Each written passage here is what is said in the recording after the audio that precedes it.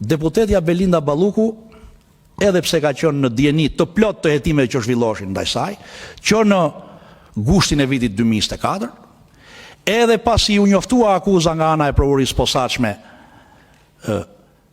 ajo ka udhëtuar disa herë jashtë shtetit dhe përsëri është kthyer në Shqipëri në respekt të masës sigurimit, por edhe në respekt të funksionit që e ushtronte edhe të procedimit penal.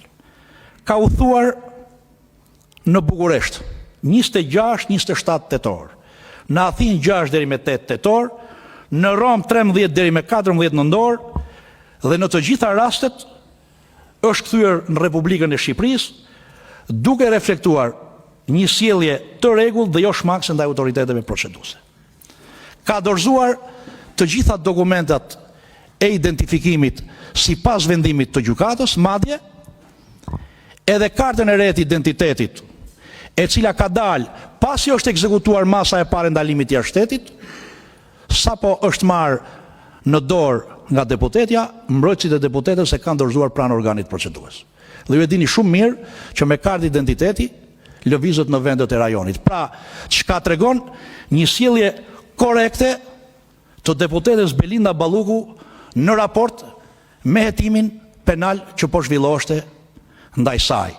Pretendimi se sanksioni penal, pra shtimi i sanksionit penal, hipotetikisht mund të çojë në një rrezik për t'u aratisur, bie poshtë me fakte dhe prova konkrete. Kështu që edhe ky pretendim nuk qëndron.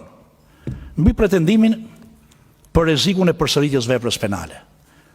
Këtu nuk dua të ndaloj, sepse edhe rreziku për përsëritjen e veprës penale kërkon të jetë real dhe jo hipotetik. Tani,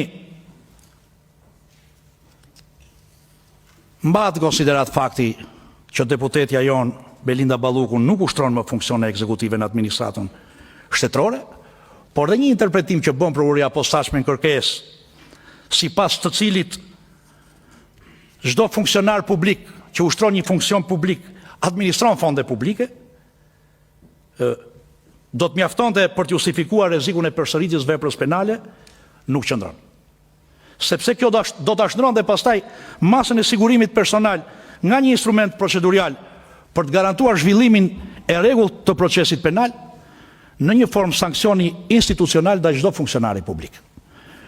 Kështu që edhe ky pretendim i prokurisë posaçme nuk qëndron.